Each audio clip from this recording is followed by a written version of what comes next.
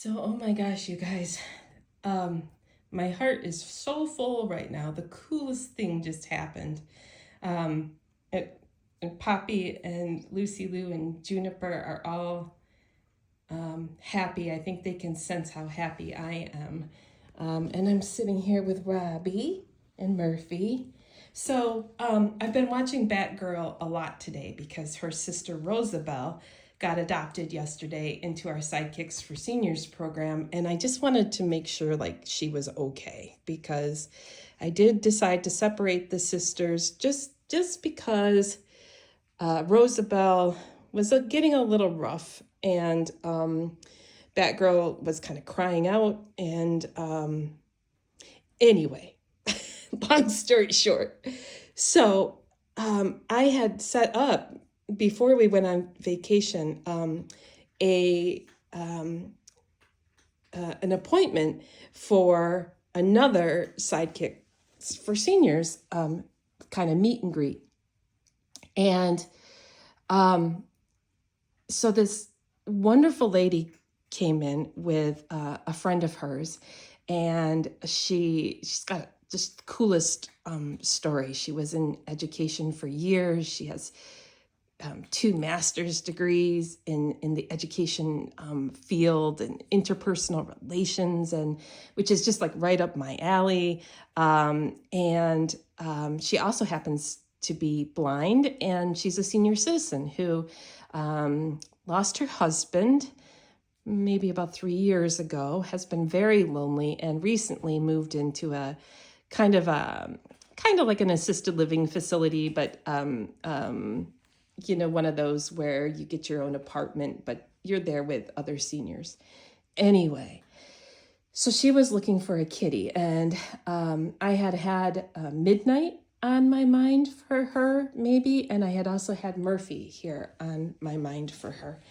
And she came in and she sat down, and if Batgirl didn't walk over and rub on her legs and then immediately jump into her lap and just settled in and like purr and purr and purr. Now, Batgirl is very sweet and very friendly, and she's very affectionate with a lot of people, but I'm telling you, this was different. Like, this was different.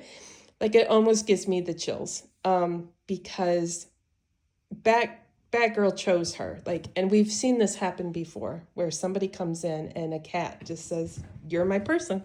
You're the one." And she stayed on her lap pretty much the entire time. And she was here for quite a while, just chatting. She would look up at her.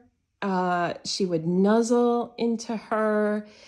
And this woman's first name is Mary. The absolute like joy I could see that bringing Mary was like palpable. I'm so like happy about this because both Rosabelle and Batgirl are basically going to be therapy cats for somebody. And here's the really nice thing. So this woman Mary, she's blind, but she lives in a place that her apartment is inside, and so like there's a long hallway, and Batgirl, who is going to be renamed Annie, which I love. Batgirl, if she were to get out, she's chipped, and I also had a little collar that had a bell on it. And Mary has a ton of friends at this facility. In fact, she was talking about, oh, I could bring her down, like when we have our lunches or dinners, like, and the other seniors can be with her and pet her, and my heart could just explode. My heart could just explode. And a lot of times, like, I really suggest that two cats go together, but I make exceptions for situations like this because, number one, the reason I really want two cats to go together is they can get bored or lonely if somebody is gone a lot. But this situation, little Batgirl, aka Annie, is going to get so much love and affection, and she just took to this role of like, this is going to be my human, and I am going to help her heal her heart. And it was just like instant. So um yeah, that just happened, and I am so happy